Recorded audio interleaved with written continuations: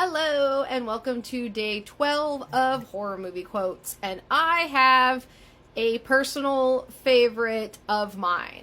I know people hate on this movie. I don't care. I love this movie. I consider this kind of a comfort movie. I can have this on while I am folding laundry. I could have this on while I am doing dishes. I like this movie a lot. So, if you hate it, if you thought it was silly, trivial, don't want to watch a bunch of teenagers, whatever, I don't care. I love it. This is Unfriended from 2014. It is from the producers of The Purge, which is good. The first one was good. I'll give it that. And Ouija, which wasn't so good. Mike Flanagan had to come in and clean that all up with Ouija Origin of Evil, which he did. So, let's get into Unfriended. So, Unfriended is it's a found footage movie, but it's told from the perspective of a Skype call. If you recognize this little blue icon here, that is clearly the icon that we see in Skype.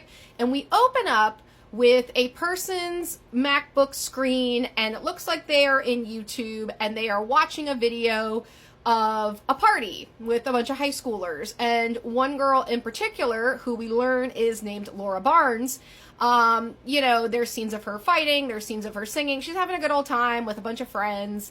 And then eventually it kind of like cuts to another video of Laura Barnes in what looks like a schoolyard, possibly the high school, and she unalives herself on video. So again, this is told pretty much from the perspective of recorded videos or from this Skype call. And then that cuts out and we meet our character here, Blair. And Blair is on a Skype call with her boyfriend, who she will refer to as Mitch, or Mitchie, which she says a lot. It can be a little irritating, but whatever. They're teenagers in high school, first loves and all that jazz. By the way, Mitch is the one in the red shirt. And they're kind of talking about upcoming events, a concert, prom, etc. And they're kind of getting into some, little risque things. And then all of a sudden, this Skype call with their other friends just pops in. And again, if you've ever been on a Skype or a Zoom call, people can't just pop in randomly. You have to kind of let them in, but it happens. And so we meet the other friends. The guy down here is Ken, then the blonde girl is Jess, and then this guy up here in the hat is Adam. And then we also see this little icon which has the name Billy. And nobody's really quite sure who Billy is, and they're even thinking it's like a type of glitch. So they go out of Skype, they come back into Skype, and while this is happening, Blair is like, that was really weird. Why did you add them while we were getting risque, if you will? And he's like, I didn't do that. And you can tell she's having this side conversation with an AOL online sort of chat dealy going on. So anyways, they reboot the whole Zoom call or the Skype call, and we see the same set of characters again. So they assume that Billy is maybe a friend of theirs who is not seen here. And they think the friend might be pranking them, and that's Val here. However, weird things start to happen. They try to get Billy out. Billy keeps coming back. And then weird photos start being uploaded to Facebook. This is still when Facebook was very big. And they're very indecent photos of this young woman, Val, and she's mad because she's like, my mom's on Facebook. And it looks like Jess, her supposed friend, did this. And she's like, I didn't do it. And she tries to go and delete it. She can't delete it. There's just a lot of weird internet-related things happening. All the while, by the way, Blair over here is accessing Laura Barnes's Facebook account because she thinks someone hacked her account, and that's who's doing this. That's who's messing with them. And she's like, oh, that's so tacky. That's an unalived girl's account. So she tries to go report it. She can't report it. At one point, their friend Ken, who's kind of into computers and programming, sends them all a spam sort of deleting file, and things just devolve from there.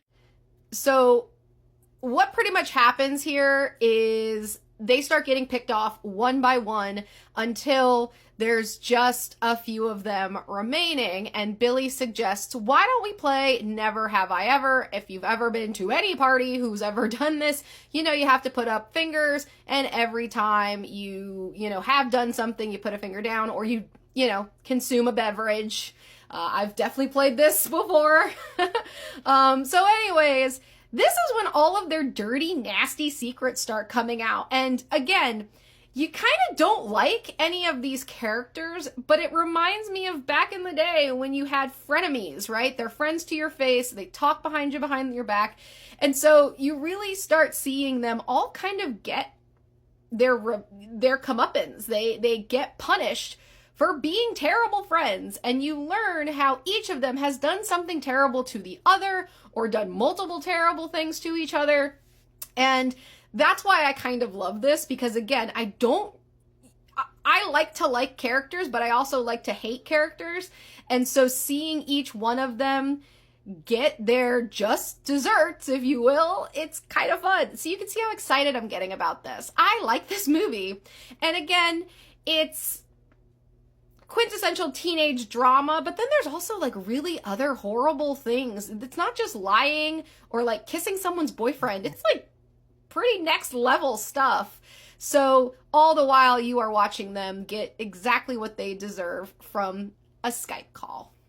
So if you would like to watch this movie, it is back on Netflix. I think it was gone for a little while, but it's been brought back. Of course, spooky season, they have uploaded a lot of different choices.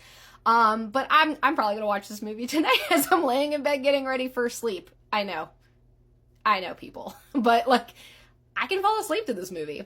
And one of the movie quotes actually comes from, it's not a literal spoken quote because Laura Barnes's Ghost in the Machine, if you will, types it out instead.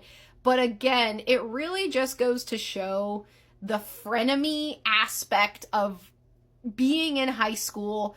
I had a couple dear friends in high school. I'm still friends with them today, but if you ever experience any sort of bullying, cyberbullying, frenemy, backstabbiness, that is what this movie is. So at one point, Laura Barnes types into a Facebook chat to Blair, "Drifted apart? Is that how you remember it?" Again, leading you to think, is Laura Barnes the bad one in this situation, or what exactly did Blair do? So I'm not going to spoil it for you because I am hoping you go and watch this.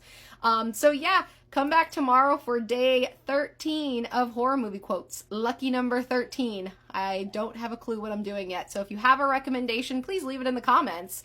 Maybe I've seen it, maybe I haven't.